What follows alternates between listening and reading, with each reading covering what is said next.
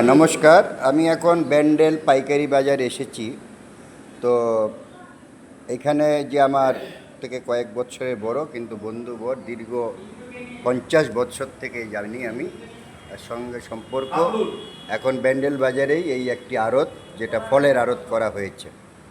তো এবং একজন বিশিষ্ট ব্যবসায়ী, সোজা কথা, এক কথায় বলতে গেলে একসময় রেলে প্রত্যেকটি ট্রেনে প্রায় বাগ এক্সপ্রেস বলুন, মিথিলা এক্সপ্রেস, দেহরাদুন এক্সপ্রেস ইত্যাদি প্রত্যেকটি ট্রেনেই ওনার মাল যেত, সবজি যেত, সবজি। হ্যাঁ, দীর্ঘ বৎসর সবজি যেত এবং তিনি অনেক মানবিক কাজেও যুক্ত। আজকে আমি এসেছি, তার একটি বিষয় শুনলাম, রেল বিষয়ক। আমি সেই বিষয়ে একটি সাক্ষাৎকার নেব, ওনার বক্তব্য। হ্যাঁ কৃষ্ণবাবু, আপনি বলুন তো, আপনি যেই প্রশ্নটা তুলেছেন যে কেন্দ্রীয় সরকার যে কৃষকদের খুব কী বলে এটাকে, কৃষকদের প্রতি খুব সহানুভূতি, কিন্তু আপনার যে বক্তব্যটা শুনলাম তাতে এখানে সহানুভূতির কোনো লক্ষণ পেলাম না। আপনার বিষয়টা একটু তুলে ধরুন। রেল শিল্পপতিদের না কৃষকের? কৃষি পণ্য রেল বহন করে না। এটা কত বছর থেকে? প্রায় 10-12 বছর মানে সরকারে আসার পর থেকে 2014 এসেছিল সরকার। ব্যান্ডেল মার্চেন্ট রেলে। আচ্ছা।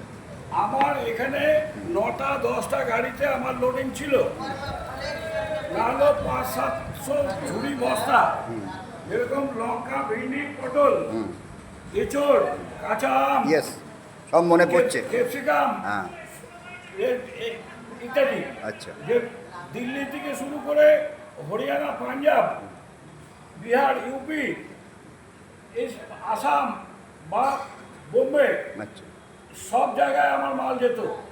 এখন আমি একদম পঙ্গু হয়ে আছি যে আমার কোনো মাল ভাড়া, কোনো মাল সে হাওড়া থেকেও যায় না, আসেও না, আর ব্যান্ডেল থেকেও কোনো মাল বুক হয় না। একটা মাত্র বালিয়ার 5 কুইন্টাল কোটা আছে।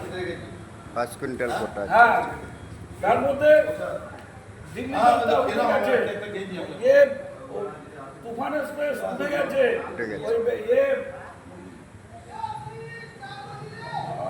অমৃতসর উঠে গেছে, অমৃতসর এক্সপ্রেস উঠে গেছে। এর বিকল্প কোনো গাড়ি আমাদের কৃষি পণ্য বহনের জন্য দেয়নি। আচ্ছা। তাহলে রেল কি ইন্ডাস্ট্রিয়ালিস্টের যে লিজ দিয়ে দিচ্ছে, তারা বেশি দামে লিজে নিয়ে যাচ্ছে, কৃষি পণ্য রেল বহন করবে না?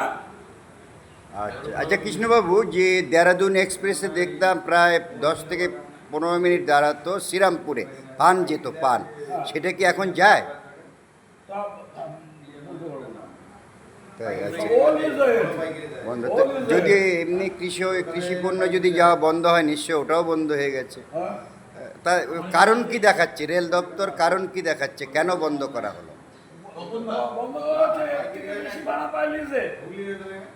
আচ্ছা, সেই কারণে।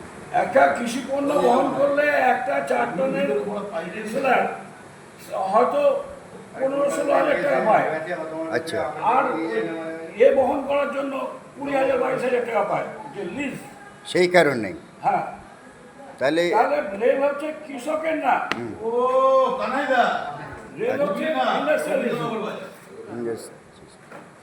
ঠিক আছে, আপনার বিষয়টি আমি অত্যন্ত গুরুত্ব দিয়ে শুনলাম, এটা আমারও জানা ছিল না। আচ্ছা, এইবারে আমাদের ব্যান্ডেল তো আমে বিখ্যাত ছিল, এইবারে খুব কম দেখলাম পাইকারি মার্কেট, এটা কি ঠিক যে এবারে কম হয়েছে আম? হ্যাঁ, মাল নষ্ট হয়ে গেছে। ঠিক আছে, আপনাকে অসংখ্য ধন্যবাদ। রেলকে কৃষি পণ্য বহনের জন্য জায়গা দিতে হবে। আচ্ছা, জায়গা দিতে হবে। আচ্ছা, আপনার একটু নামটা বলবেন। আমার নাম কৃষ্ণচন্দ্র সরকার। সরকার। আমার ট্রেডমার্ক হচ্ছে লক্ষণ সায়ন কোম্পানি, এলএস ব্যান্ডেল। ওকে। হ্যাঁ, লক্ষণবাবু তো এখন আর নেই ইহজগতে। আছে। আছেন? তাই নাকি? আচ্ছা, ঠিক আছে, পরে আবার আমাদের আলোচনা করা।